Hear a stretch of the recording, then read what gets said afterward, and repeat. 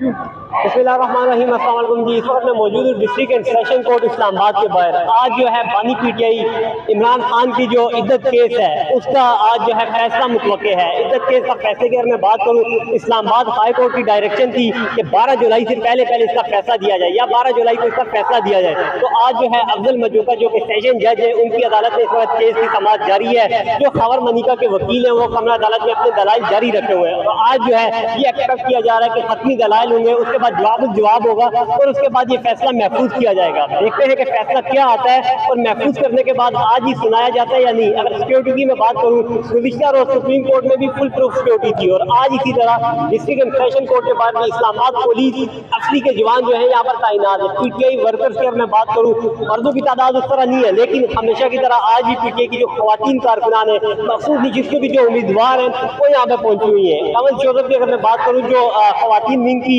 President है इस्लामाबाद की, वो भी यहाँ पे पहुंची है। बड़ी तादाद में खवातीन सुबह से यहाँ पे आई हुई है और नारेबाजी कर रही है। बानी पीटीआई की रिहाई के लिए नारेबाजी कर रही है, शादी नंबर 804 पे नारेबाजी कर रही है और एक और बात, इद्दत केस के हवाले से नारेबाजी कर रही है। लेकिन इद्दत केस जो है वो इस वक्त भी कमरा अदालत में केस जो है वो लगा हुआ है और ये केस जो है सुबह 8:30 बजे शुरू हुआ था।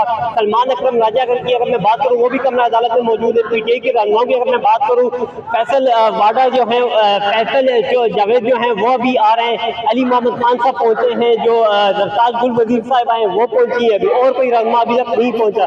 लेकिन जैसे ये फैसले का वक्त करीब आएगा, तमाम के तमाम रहनुमा भी यहाँ पर पहुंचेंगे और उसके बाद ये फैसला सुनाया जाएगा। तो देखते हैं डिस्ट्रिक्ट एंड सेशन कोर्ट से क्या रिपोर्ट आ रही है। माजी की अगर मैं बात करूँ, 2 से 3 मरतबा ये केस जो है वो रिवर्स हुआ है। तो आज जो है ये एक्सपेक्ट किया जा रहा है कि डिस्ट्रिक्ट एंड सेशन कोर्ट से कोई खत्मी फैसला आएगा और बानी पीटीआई जो इद्दत केस में अडियाला जेल में कैद है उससे बरी हो जाएंगे। उसके बाद एक और बात आती है कि बानी पीटीआई जो है इद्दत केस में रिहाई के बाद रिहा हो पाएंगे या नहीं। लेकिन वो कहना कुछ कबल लग है, क्योंकि जिना हाउस केस में उनकी जो गिरफ्तारी है वो लाहौर पुलिस ने डाली हुई है। तो बानी पीटीआई की रिहाई तो इस केस से नहीं होगी, लेकिन एक और केस से जो है वो छुटकारा हासिल हो जाएगा। बनी गाला की अगर मैं बात करूँ, 2 दिन से बनी गाला की तज़य्युन और आइश का काम जो है वो जारी है। कल रात को भी बनी गाला में अच्छे खासे लोग थे, वहाँ पे मीडिया वर्कर्स जो थे, वहाँ पे जर्नलिस्ट जो थे वो वहाँ पे पहुंचे हुए थे। बनी गाला के कह रहे हैं कि पेंडिंग हो रही है सब कुछ, लेकिन ये अभी कुछ भी कहना कबल वक्त है कि बानी पीटीआई और बुशरा बीबी जो साबिक खातून अव्वल है वो वापस आ रही है या नहीं। लेकिन बनी गाला की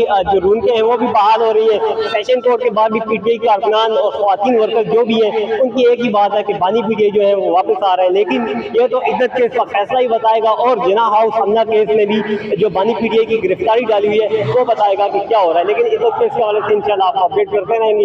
ये थी ताज़ा तरीन सूरत डिस्ट्रिक्ट एंड सेशन कोर्ट से।